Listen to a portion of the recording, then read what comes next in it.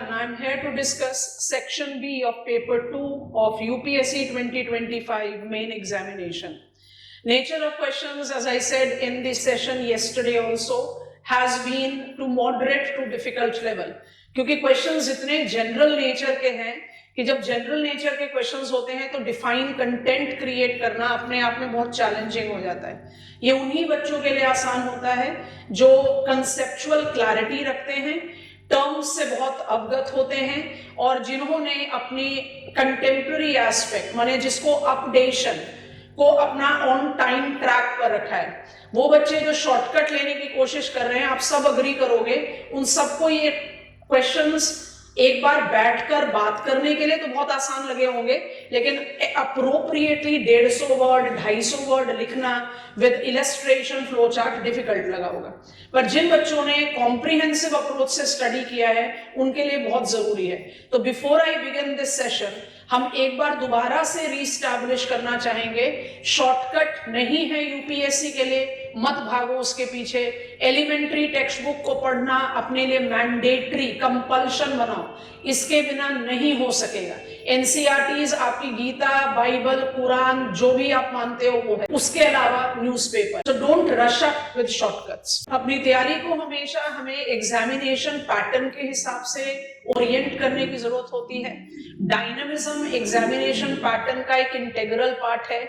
Examiner हमेशा चाहता है कि वो अनप्रिडिक्टेबल रहे अपने क्वेश्चन पेपर में, इसलिए अप्रोच ऑफ प्रिपरेशन हमेशा प्रीवियस ईयर क्वेश्चंस को देखकर करनी चाहिए. तो ये सेशन सिर्फ उनके लिए नहीं है जिन्होंने इस बार ज्योग्राफी ऑप्शनल से मेन लिखा है, ये उन हर बच्चे के लिए है जो ज्योग्राफी ऑप्शनल लेकर तैयारी कर रहे हैं और जिनको अपने लिए एक डिमार्केशन डायरेक्शन दिशा देनी है. वो दिशा आपका जो पॉइंट है या जो वो दिशा है उसका निर्धारण होता है आपकी अंडरस्टैंडिंग से कि एक्चुअली रिक्वायरमेंट है क्या एग्जामिनेशन की. तो ज्यादा समय बर्बाद किए बिना सीधा चलते हैं सेक्शन बी के क्वेश्चंस पर और देखते हैं क्या क्या रिक्वायरमेंट थी जो आपको लिखनी चाहिए. Question number 5 part A, compulsory 10 mark का क्वेश्चन. अगर आप इस क्वेश्चन की डिमांड को नोटिस करो, it is asking us to take up how can rural urban fringe be delineated, explain with suitable examples from India. आपको इस आंसर की शुरुआत by default rural urban fringe होता क्या है वहां से करनी चाहिए. What is rural urban fringe? Rural urban fringe is that pulsating urban settlements influence zone which is neither urban nor rural. इसको आप associate करते हैं पेरी अर्बन characteristics से. When I talk about can rural urban fringe be delineated, answer is yes, it can be delineated and this delineation has to be done on certain defined parameter. जैसे land use methods को लेकर आप इसको delineate कर सकते हो, functional characteristics को लेकर आप इसको डिलिनिएट कर सकते हो. You can take up the delineation that is associated with administrative और म्यूनिसिपल क्राइटेरिया. क्योंकि प्रॉब्लम डेफिनेटली है, जैसे ही आप first part of the answer में लिखते हो what is rural urban fringe, तो बेसिकली ये दो डिफरेंट एडमिनिस्ट्रेटिव सेटअप की बात है, एक रूरल है एक अर्बन है. और जब आप इसकी डिमार्केशन के बारे में बात करते हो इट बिकम्स डिफिकल्ट, क्योंकि ये एक सॉर्ट ऑफ इकोटोन है, एक ट्रांजिशनल जोन है जहां ना तो आपको ट्रूली अर्बन ना तो ट्रूली रूरल कैरेक्टरिस्टिक्स मिलता है. जब तक आप इसका डिलिनिएशन नहीं करते आप इसकी प्रॉपर प्लानिंग नहीं कर पाओगे, और प्रॉपर प्लानिंग नहीं कर पाओगे तो by default it will create challenge. तो क्योंकि क्वेश्चन कह रहा है कैन वी डिलिनिएट, हम कहेंगे yes we can. And that delineation can incorporate certain practical parameter. Land use, क्योंकि आप पेरी अर्बन एरियाज में मॉर्फोलॉजिकल कैरेक्टरिस्टिक्स देखते हो ना, हम अपने सेंसस डेफिनेशन के हिसाब से अगर इसको पकड़ें तो it actually evolves out as outgrowth. तो लैंड यूज पैटर्न के हिसाब से आप डिलिनिएट कर सकते हो, फंक्शनल कैरेक्टरिस्टिक्स के हिसाब से आप डिलिनिएट कर सकते हो. और ये डिलिनिएशन की जरूरत क्यों है? Why I need that delineation? I need it for planning urban areas more appropriately.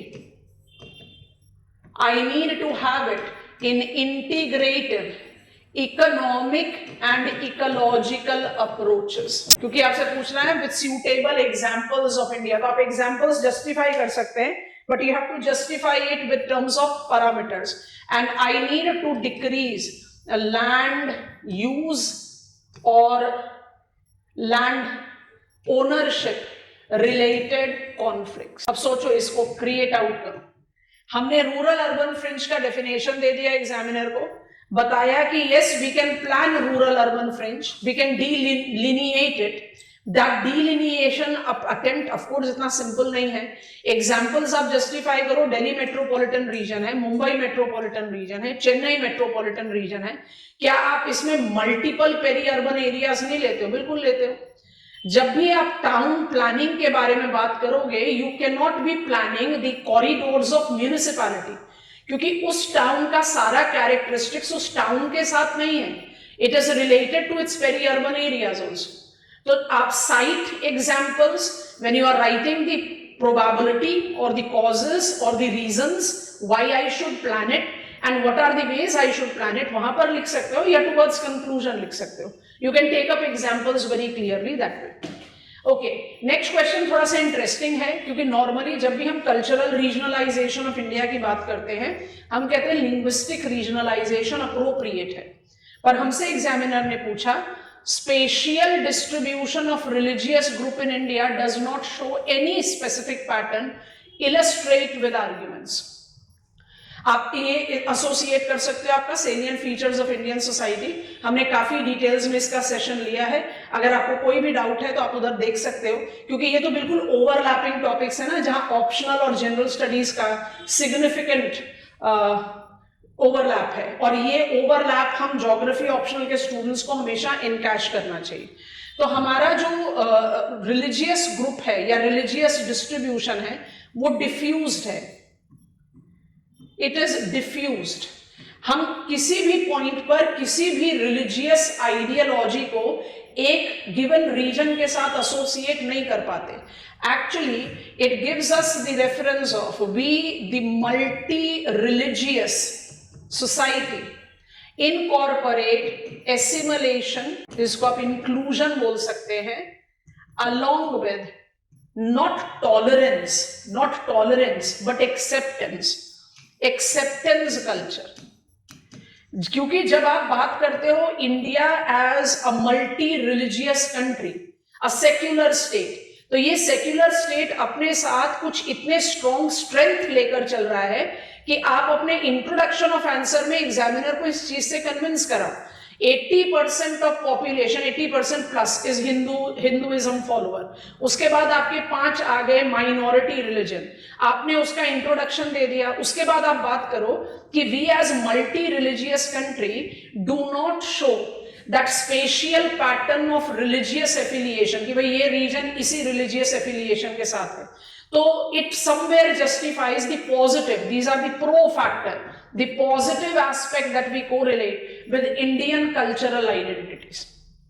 Question पूछ रहा है doesn't show specification, illustrate with your argument, तो मेजर पार्ट तो इंट्रोडक्शन में ही कवर हो रहा है, बट उसके साथ आपको क्या लिखना चाहिए? I do have some locations, जैसे आप सिखिज्म का डोमिनेंस देखते हो इन Punjab, you identify the dominance of Christianity in northeastern states as Nagaland है, Mizoram है, you take the dominance of Buddhist religious following when it comes to Ladakh, when it comes to Arunachal Pradesh, when it comes to Sikkim, तो कुछ pointers पे आप justify कर सकते हो। Islamic dominance आपको जम्मू कश्मीर में दिखता है, तो you have some pointers where you can justify some pockets, but otherwise it is not. So कहने का मतलब है spatial distribution of religious ideologies do not have any specified pattern, and it actually is the strength of Indian cultural identity. Watershed is the most appropriate spatial unit for planning. Comment. Watershed एक micro unit के तौर पर हमेशा जज किया गया। 1991 में हम watershed food and agriculture organization ने डिफाइन आउट किया था as a naturally delineated area, जो कि बहुत अप्रोप्रिएट फाउंडेशन प्रोवाइड करता है फॉर प्लानिंग। आपसे पूछ रहा है is the most appropriate spatial unit for planning comment. तो आप सबसे पहले वाटरशेड को डिफाइन कर दो। जैसे ही आपने वाटरशेड को डिफाइन किया, आप इसके टाइप्स बता दो कि वाटरशेड को आप मल्टी हायरार्किकल लेवल में डिमार्केट कर सकते हो, मतलब it has got multiple levels, और दूसरा it can have multiple location. क्योंकि जब आपसे पूछ रहा है most appropriate spatial unit for planning, तो it combines bottom up with trickle down. ये किसके साथ एसोसिएट कर रहा है? ये एसोसिएट कर रहा है कि मेरा वाटरशेड माइक्रो यूनिट भी हो सकता है, मेसो यूनिट भी हो सकता है, मैक्रो यूनिट भी हो सकता है। तो ट्रिकल डाउन भी होगा, बॉटम अप भी होगा। ये पार्टिसिपेटरी डेवलपमेंट को एसोसिएट करता है, जिसको हम कहते हैं ground truthing. Ground truthing is that approach of regional planning जो जस्टिफाई करता है problems as seen and experienced by people living in that area.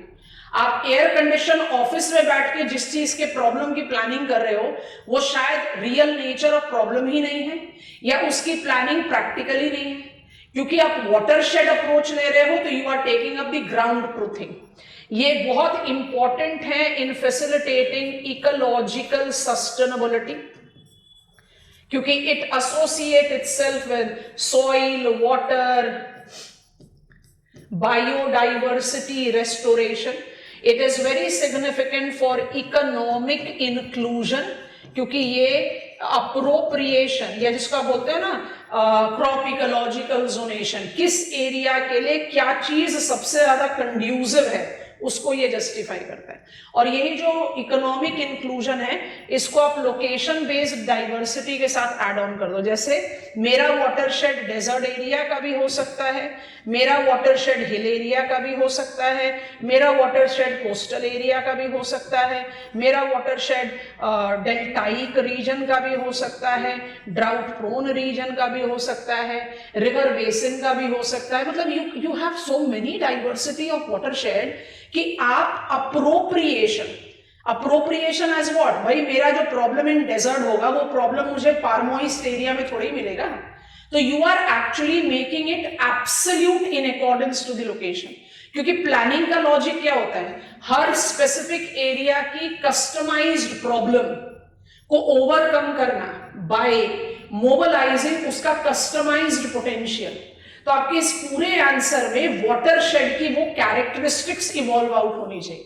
क्योंकि आप आंसर को दे रहे हो, कमेंट कर रहे हो मतलब आप सपोर्ट कर रहे हो या नहीं कर रहे हो, सपोर्ट ही करना चाहिए। वाटरशेड जैसा अप्रोप्रिएट प्लानिंग यूनिट एक्चुअली है ही नहीं, क्योंकि वाटरशेड इज एरिया डेवलपमेंट। तो हर चीज मतलब from infrastructure development to soil conservation to housing to drinking water, it is holistic and it is the most appropriate major. तो पहले 10 मार्कर 10 मार्कर्स हो गए, आगे बढ़ते हैं। I found this question to be lovable question. माने इतना interesting सवाल है कि इसका आंसर आप बहुत आराम से दे सकते हो, just by having a very simple point of thought. क्या बोल रहा है, is north eastern India a geopolitical और a geocultural region? Justify your answer. हम कहते हैं जी दोनों ही है। North eastern region of our country is both geopolitical and geocultural region, दोनों ही है। अब इसको जस्टिफाई कैसे करें? जब जियोपॉलिटिकल डोमेन की बात करते हैं तो you have to take up the reference of its strategic location. 98% map of north eastern region बना सकते हो। 98% ऑफ नॉर्थ ईस्टर्न स्टेट्स का जो फ्रंटियर है वो इंटरनेशनल है, खाली 2% है जो सिलीगुड़ी कॉरिडोर इंडिया के विद इन आता है। उसके बाद it associates with security concerns, infiltration, cross border terrorism, है ना, और इंसर्जेंट टेंडेंसीज, वो सारी चीजें अप्लाई करो। स्पेशल एडमिनिस्ट्रेटिव स्टेटस जो हम एसोसिएट करते हैं यहाँ पर, स्पेशली किनके रेफरेंस में, ट्राइबल पॉपुलेशन के रेफरेंस में। I am talking about tribal area, autonomous district of the tribal population, उसके पॉइंटर पे जो जियोपॉलिटिकल फैक्टर्स को जस्टिफाई करता है। Then you can take up the reference of the geopolitical. Development backwardness, कहीं ना कहीं आप इसको रिलेट आउट करते हो as backward area. It is not associated with that level of economic development which is being applied in rest of the country. So economic backwardness is essential reason of that affiliation and insurgent tendencies in a greater form. और finally geopolitical है, act east को add करना मेरे ख्याल से काफी important हो जाता है. तो it's a geopolitical domain. Is it a Jio cultural domain? हमने कहा हाँ. क्यों भाई? यहाँ पर जो एथनिक आइडेंटिटीज है वो आप इतनी इलैबोरेट कहते हो कि मोर देन 2200 ट्राइबल ग्रुप्स या ट्राइबल पॉपुलेशंस आइडेंटिफाई किए जाते हैं यहाँ पर. This is the area which is identified with cultural affiliations with neighbouring countries. Neighbouring countries जैसे कुकीज है, उनको आप म्यांमार के साथ रिलेट आउट करते हैं. मिशमीज जो है वो तिब्बत के साथ रिलेट करते हैं. So that is important purview. अभी थोड़ी देर पहले ही फ्रेम किया था. It incorporate elaborate religious diversity. Religious diversity में अप्लाई करो. आपको भी थोड़ी देर पहले बताया सिक्किम और अरुणाचल प्रदेश में बुद्धिज्म ले जाइए. नागालैंड, मिजोरम, मेघालय में क्रिश्चियनिटी डोमेन है. असम, त्रिपुरा में हिंदुइज्म का डोमेन है. तो you can take up that kind of demarcation. It also correlate with what is called distinctive identity. This distinctive identity is the outcome of general historical segregation or general historical separation from rest of India. तो जब आप इस distinctive identity और historical separation की बात करते हो, they do denote something which is too unique to them that makes it a geocultural region. Bihu festival, Hornbill festival, इनका आप एग्जाम्पल मेंशन आउट कर सकते हो. काफी इंटरेस्टिंग क्वेश्चन है. Indian north eastern region is both geopolitical and geocultural region. Okay, आगे बढ़ते हैं. The question is asking us to, अब ये इंटरेस्टिंग है क्योंकि फॉक्स नट्स मतलब हम आइडियली रेफर करते हैं those crops which are having stronger central say in agriculture. Fox nut होता है मखाना. तो क्वेश्चन क्या बोल रहा है? What are the, you have to discuss the necessary condition for the cultivation. तो इसको आप एसोसिएट करो warm and sub humid location से. सब ह्यूमिड इसलिए बोलते हैं कि भाई प्रेसिपिटेशन 100 सेंटीमीटर्स एंड अबव हो जाएगा, काम चलेगा. लेकिन मुझे वाटर स्टैग्नेशन चाहिए. वाटर स्टैग्नेशन की वजह से I cultivate it largely in around wetland, जहां पर मुझे पानी का जो कंसंट्रेशन है 1 से 2 मीटर तक लगातार चाहिए.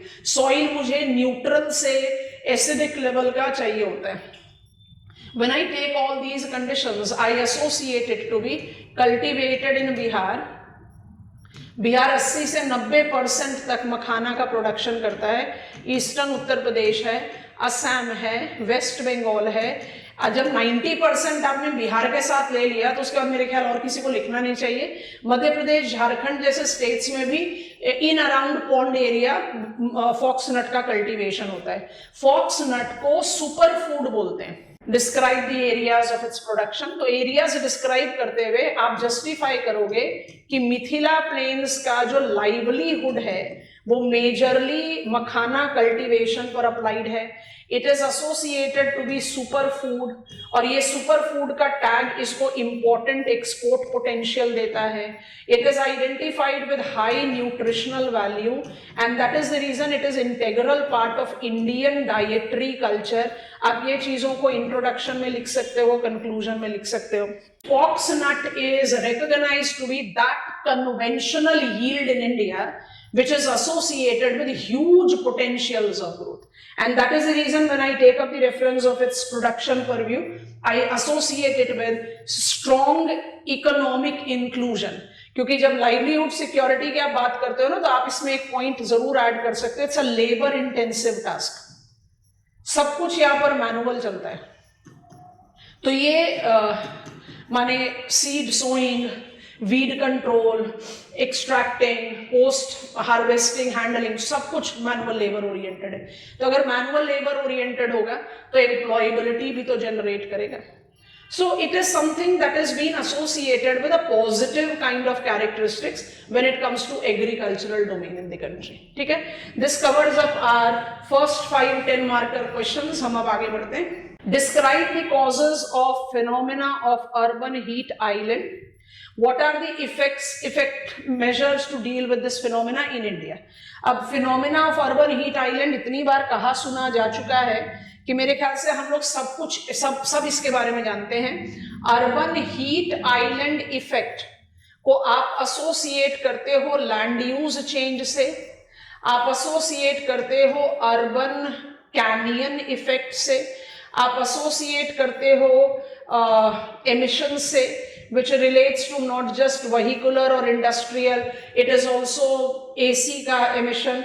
You associate it with pollution, you associate it with vegetation lapse, and you also associate with lack of water bodies. इन सब चीजों को कंबाइन करके हम urban heat island effect IPCC के 6th असेसमेंट रिपोर्ट में बहुत स्ट्रांगली हाईलाइटेड है, इसलिए हमारे क्वेश्चन पेपर में इतना रेगुलर अपीयरेंस दे रहा है. तो अर्बन हीट आइलैंड को जस्टिफाई करो. Urban heat island is all associated with problems that can relate to heat stress, problem that can relate to pollution, problem that can relate to alteration of local climate. So it by default, and of course we should not miss out, increasing demand of electricity. आपने notice करा है month of April मई में northern plains of India, Delhi में, उसके NCR reason में record break होते हैं हर summer में of the demand of electricity. वो क्यों है? अर्बन हीट आइलैंड इफेक्ट से. अब आ जाओ second part of the question में, what are the effective measures to deal with it, with this phenomena in India. तो आपको इफेक्टिव मेजर्स इन इंडिया को justify, it is nowhere different from world, but फिर भी it is correlated with green building,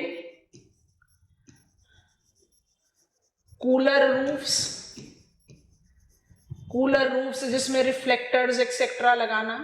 it is correlated with vertical gardens. It is identified with urban forestry. It is correlated with the restoration of water bodies.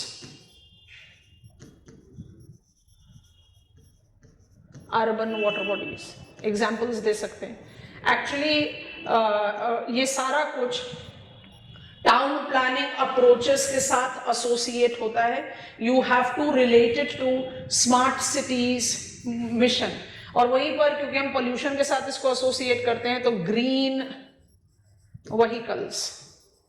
तो सारे के सारे approaches of town planning measures जिसको आप relate out कर सकते हो in the abatement of urban heat island effect, उसको आप ऐड कर सकते हैं. 20 मार्क का क्वेश्चन है, बहुत अच्छा स्कोप है. Vertical levels of urban heat dome effect का डायग्राम जरूर बनना चाहिए, and then you can take up the reference of the study that is directly correlated with how Indian town planning is addressing it. आगे बढ़ते हैं.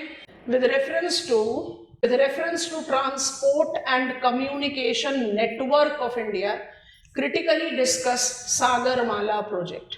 Question को ध्यान से देखना, आपसे सागरमाला प्रोजेक्ट नहीं पूछ रहा, आपसे पूछ रहा है इन reference to transport and communication infrastructure development. तो आपके आंसर की शुरुआत transport infrastructure development which can be correlated to Sagarmala, Bharatmala, प्रधानमंत्री गति शक्ति. आप ये सब के बारे में बात करो बिगिनिंग में. कम्युनिकेशन इंफॉर्मेशन टेक्नोलॉजी जिसको आप एसोसिएट करते हो डेवलपमेंट ऑफ नॉलेज सोसाइटी, इसके बारे में बात करो, क्योंकि आपको क्वेश्चन को ध्यान से नोटिस करना है. विद रेफरेंस टू, तो when you are mentioning them, you are generating some of the figures of their networking.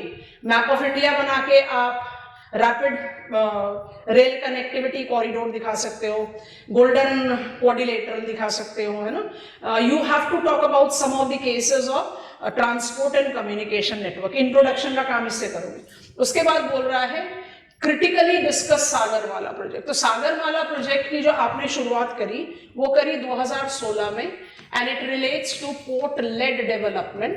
Port lead development की जब आप बात करते हो तो आप बात करते हो इसके 4 पिलर्स की. आप उन चारों पिलर्स के बारे में ब्रीफली एग्जामिनर को बताओ. It is related to port connectivity, port modernization, port led industrialization and coastal community growth. आपको लिखना पड़ेगा. So you are taking up the reference of port led growth जो सागरमाला का डोमेन है. और जब आप पोर्ट लेड कनेक्टिविटी की बात करते हो तो कोस्टल इकोनॉमिक जोन्स के बारे में बात करो, कोस्टल इकोनॉमिक यूनिट्स के बारे में बात करो. बट क्योंकि आपको क्रिटिकली एग्जामिन करना है तो you have to take up pros and cons दोनों. तो जब प्रोज की बात करते हो तो यू बाय डिफॉल्ट एक्चुअली क्या है ना, प्रोज एंड कॉन्स दोनों लगभग एक ही डोमेन पर आ रहे हैं. Because the things that we have achieved are the things that we are further longing to. Infrastructural development पर boosting हुआ है, employment generation पर आपने काफी important work create किया है, global competitiveness का generation दिखाई देता है. You have generated out the factors of sustainable livelihood security for the coastal community. So you have got some positive factors which is related, but cons में भी environmental challenges, क्योंकि जब आप associate करते हो, एक अच्छा example आ रहा है दिमाग में, Alang Sosia, one of the significant ship recycling sector, वहां पर जो level of pollution है वो पोर्ट लेड इंडस्ट्रियलाइजेशन का जो एनवायरमेंटल चैलेंजेस को बहुत अच्छी तरह से शोकेस करता है. तो you can take that into account. Regional inequality अभी तक भी बहुत स्ट्रांग है.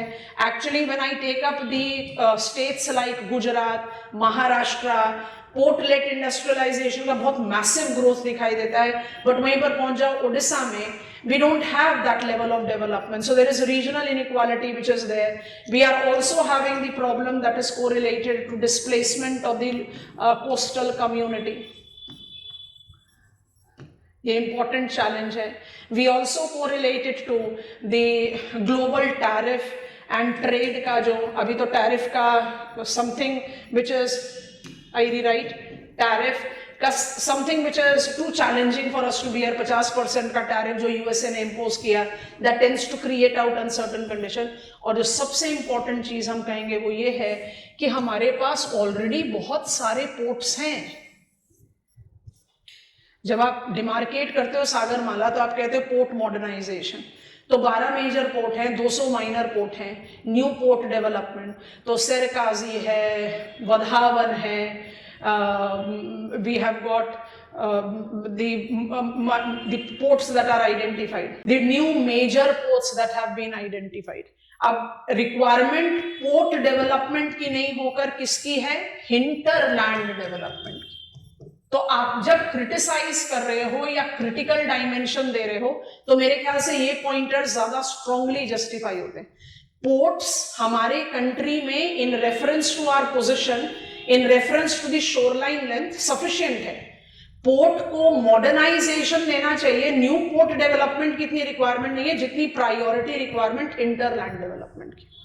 तो क्वेश्चन ये नहीं कह रहा कि सागरमाला को क्रिटिकली एग्जामिन करना है. क्वेश्चन कह रहा है ट्रांसपोर्ट और कम्युनिकेशन इंफ्रास्ट्रक्चर के लाइट में सागरमाला को करना है. तो first part of the question आप बिल्कुल भी नहीं छोड़ सकते.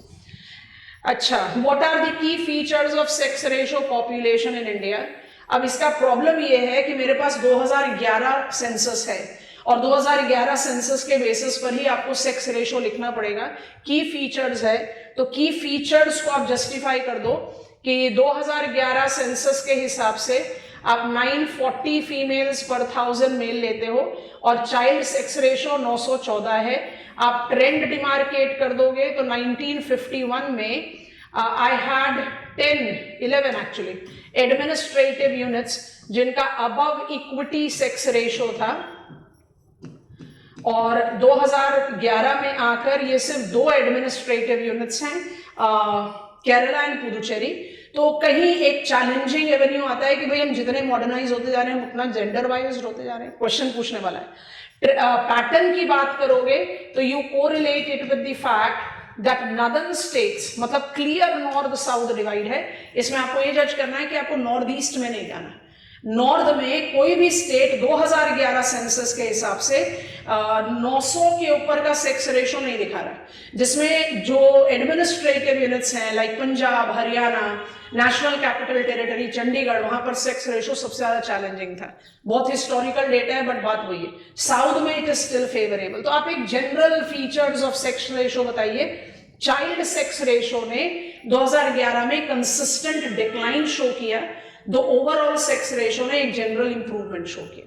तो आप बेसिक पॉइंटर्स को जस्टिफाई करके evaluate the impacts of child sex ratio on general sex ratio in country. तो आप चाइल्ड सेक्स रेशो को यहीं पर ही डिफाइन कर दें पैटर्न लिखते समय, और जनरल सेक्स रेशो को यहीं पर ही डिफाइन कर दें। अब इसके इम्पैक्ट के बारे में बात करना शुरू करेंगे। तो जब आप इसके इम्पैक्ट के बारे में बात करना शुरू करेंगे तो बड़े स्पॉन्टेनियस सॉर्ट ऑफ टर्म्स या कैरेक्टरिस्टिक्स जस्टिफाई होते हैं, जिनको आपको ब्रीफली डिस्कस करना चाहिए। जो सबसे इंपॉर्टेंट फैक्टर एसोसिएट होगा वो होगा decline in gender equality. It will influence the strong societal institution, marriage. I'll not be having girls sufficient in number to get married. It will reflect itself in employment or economic labor force. It will further decrease societal status of female. It will generate what is called vicious cycle, जो हमें कुछ समय के लिए बड़े dominantly तौर पर हरियाणा जैसे स्टेट्स में दिखा था। Thankfully the situation is absolutely different today, कि girls, many communities in this state were not having girls, appropriate number of girls to get to marry off their son. तो ब्राइड परचेज का culture, और जब आप purchase करके bride लाओगे तो वो ब्राइड बाय डिफॉल्ट लीगली कोई भी अथॉरिटी नहीं रहेगी। She will be performing every duty that is derived from or that is associated with marriage, but she will not be entitled to any right. तो उससे क्या होगा, जेंडर बायस और बढ़ेगा।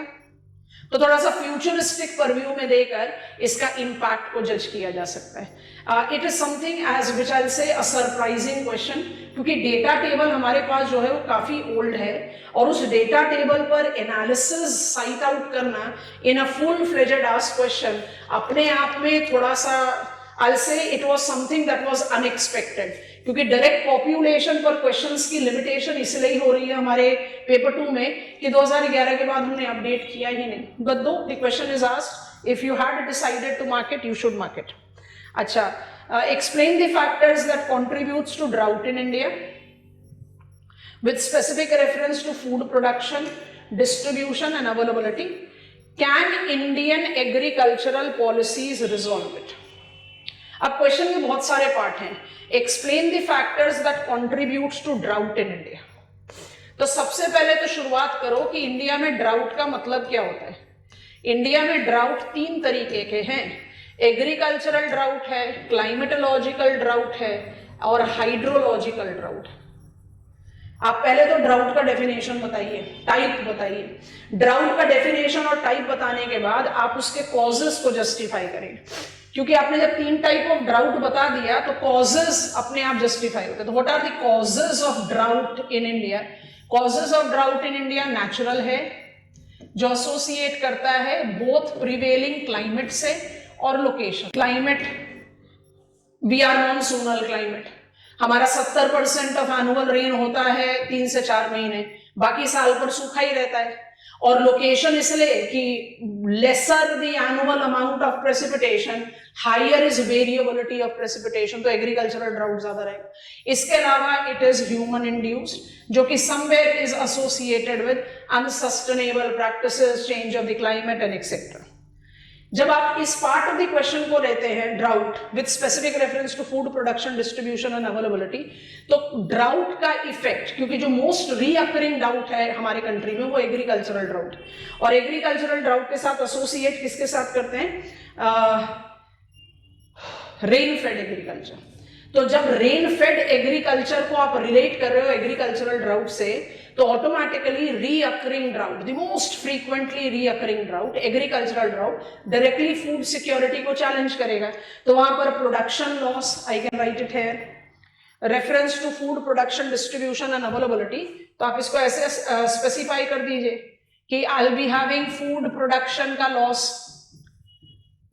डिपेंडेबल प्रोडक्शन नहीं रहेगा, बफर स्टॉक को influence करेगा, इन्फ्लेशन को एनहांस करेगा।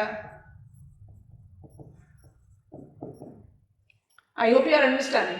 So very clearly when I take up the reference of all this, it will enhance on food and nutrition stress.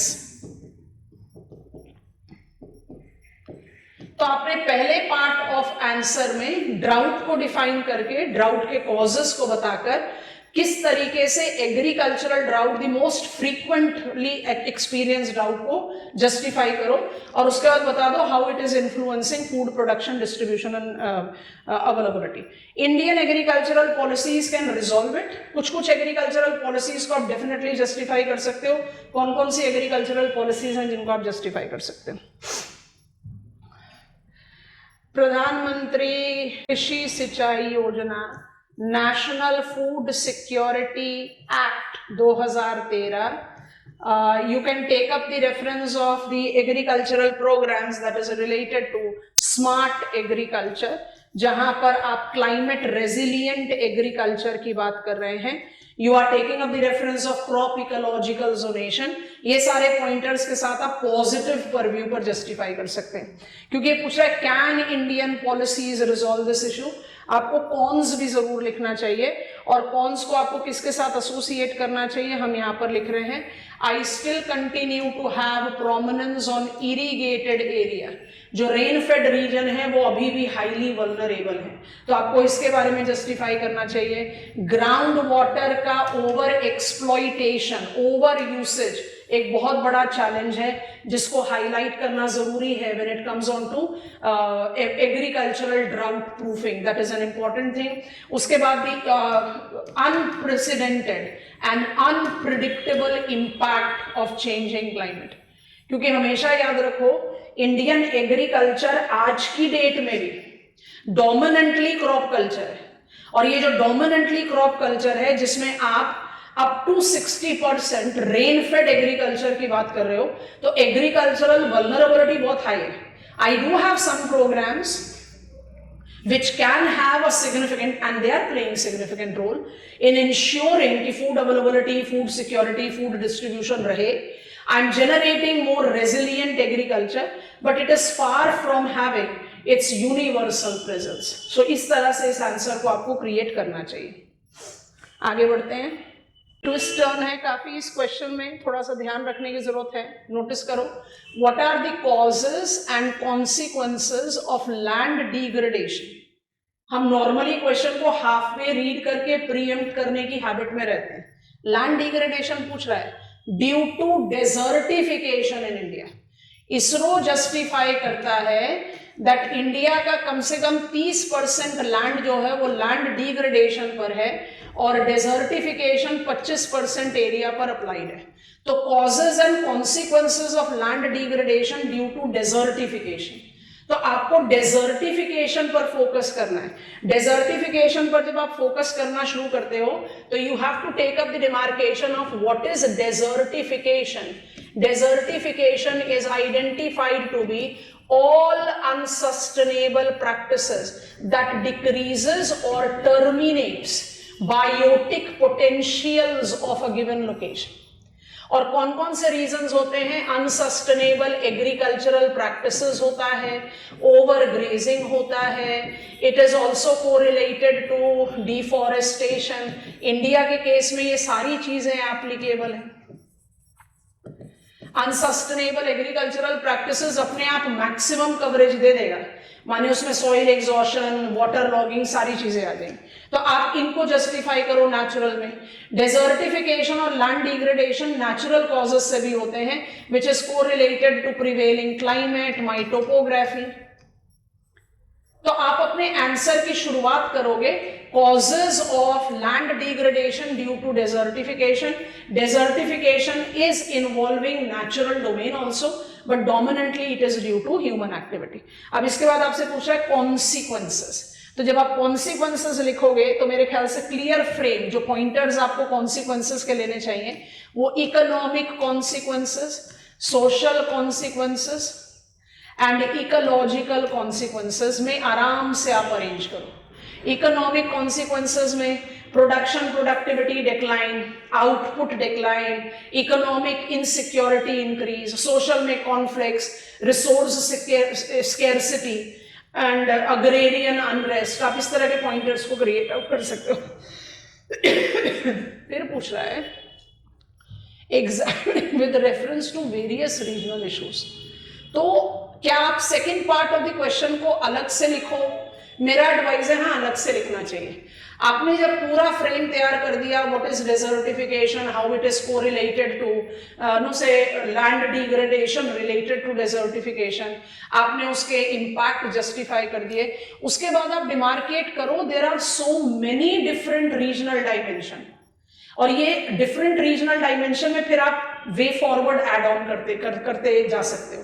Like for example, when I take the states like Rajasthan and Gujarat, यहाँ पर wind erosion and expansion of desert actually बहुत specified characteristic show करता है. जब हम महाराष्ट्र, कर्नाटका और तेलंगाना जैसे states की बात करते हैं तो ग्राउंड वाटर डिप्लीशन बहुत बड़ा चैलेंज है.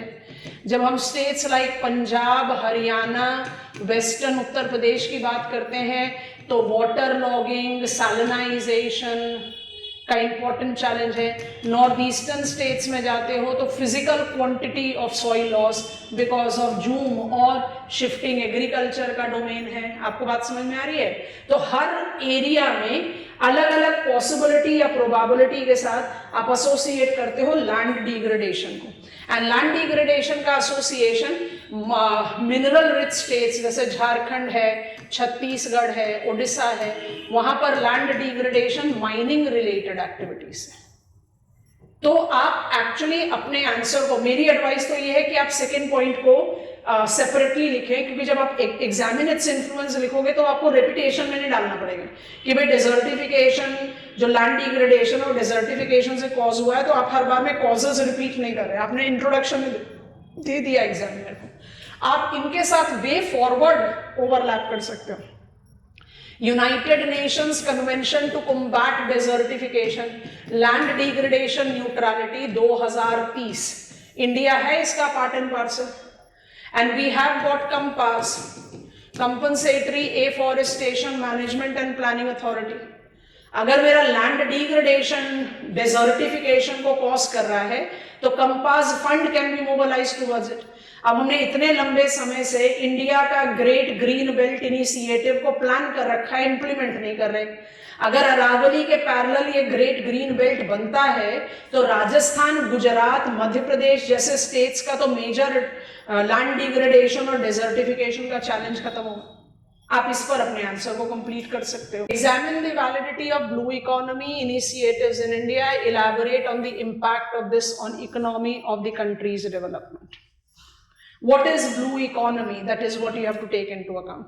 It relates to sustainable use of oceans. These initiatives were mobilized in India under the domain of Indian National Policy on. It also relates to Sustainable Development Goal 14, life below oceans. ठीक है? Validity of blue economy initiatives in India. तो India ने कौन कौन से initiatives mobilize करे हैं? तो these initiatives correlates to fishes और फिशरीज, जिसको आप प्रधानमंत्री मत्स्य संपदा योजना बोलते हो. It is marine resources including energy, offshore energy resources, जिसमें आप offshore renewable energy mission, deep sea mission के बारे में बात करते हो. You take up national policy of blue economy that was mobilized by Ministry of Earth Sciences, and it incorporates its combination with Sagarmala, Bharatmala, प्रधानमंत्री गति शक्ति, तो आप इनिशिएटिव्स के बारे में बात कर सकते हो। It also incorporate the regional and global initiative, तो आप इनिशिएटिव्स को डिमार्केट आउट करो।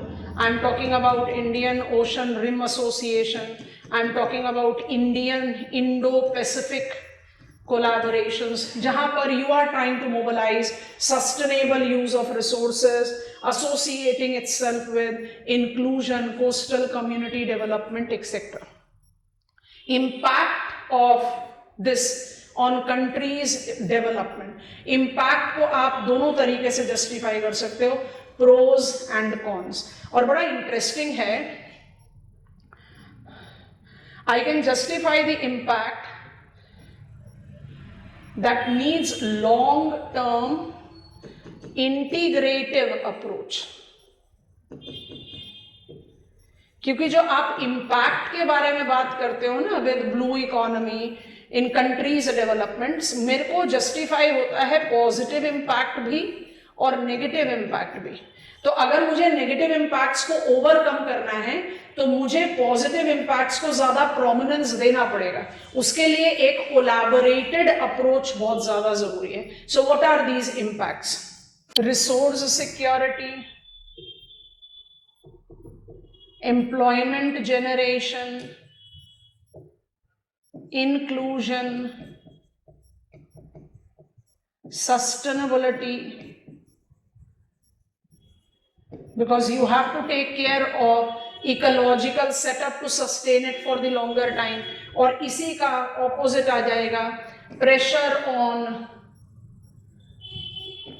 ecological setup, social displacement, क्योंकि जो एक ट्रेडिशनल कम्युनिटीज हैं, कोस्टल कम्युनिटीज हैं, they by default will be suffering loss of their traditional mode of life. So social displacement है। There is problem which correlates to financial technological gaps. इसी वजह से जो आप प्लानिंग कर रहे हो और या जो आप इंप्लीमेंट कर रहे हो उनके बीच में गैप आ रहा है, because it is not absolutely wholesome। तो सागरमाला या orientation of other initiatives that can be linked up with blue economy is a very ambitious step towards Indian inclusion growth, inclusive growth, diversified growth, decentralized growth। but यहाँ पर काफी सारे challenges हैं which can be overcome in a very planned long-term perspective of approach, otherwise it will remain challenging। जो areas self growth purview रख रहे थे उन areas में तो positive outcome आ ही गया। okay, while defining green architecture, discuss its principal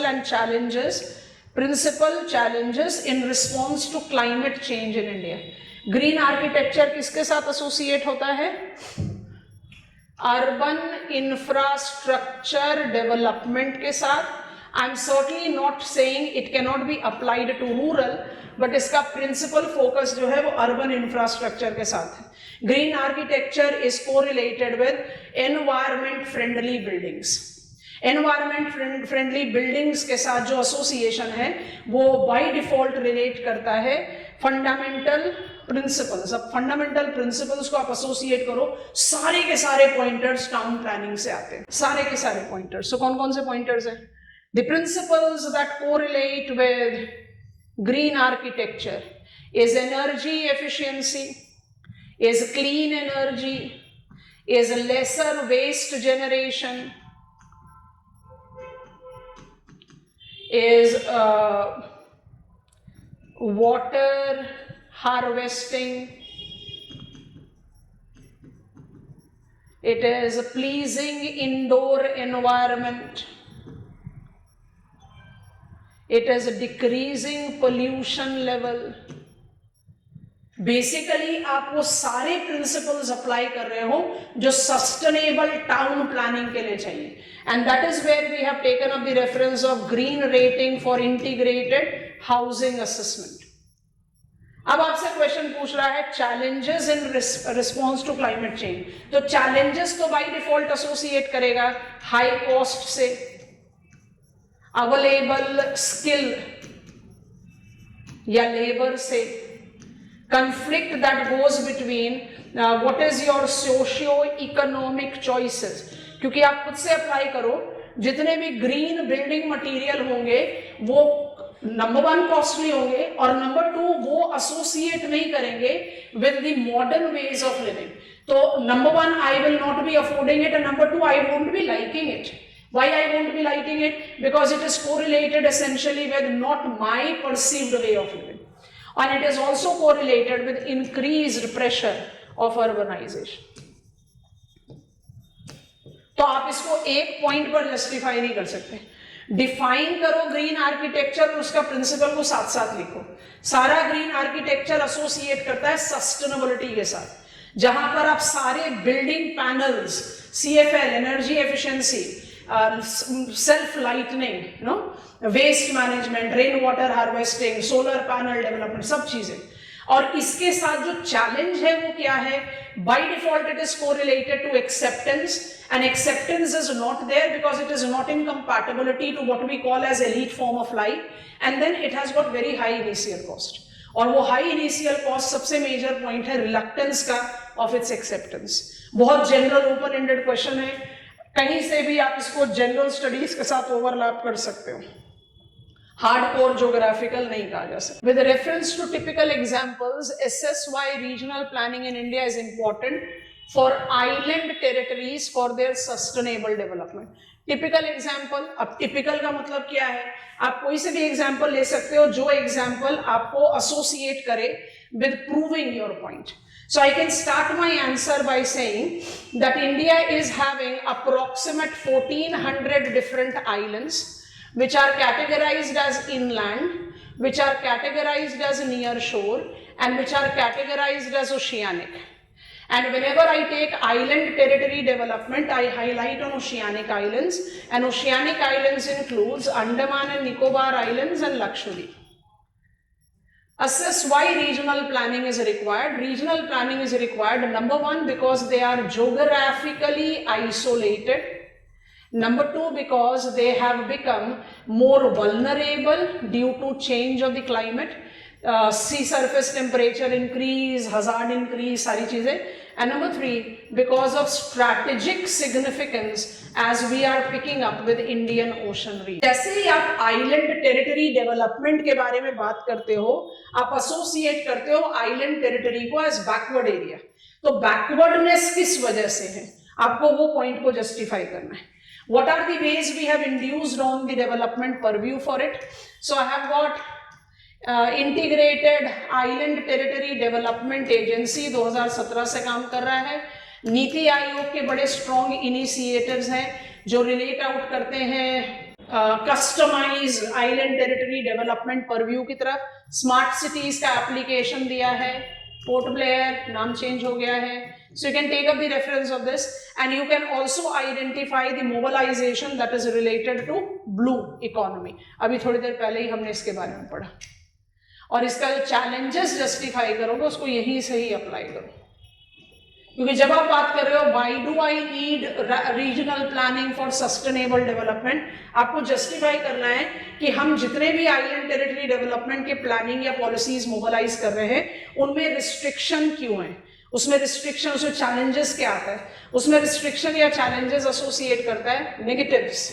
over tourism है जो बहुत ज्यादा चैलेंज कर रहा है आइलैंड टेरिटरी के फ्रेजाइल इकोसिस्टम में.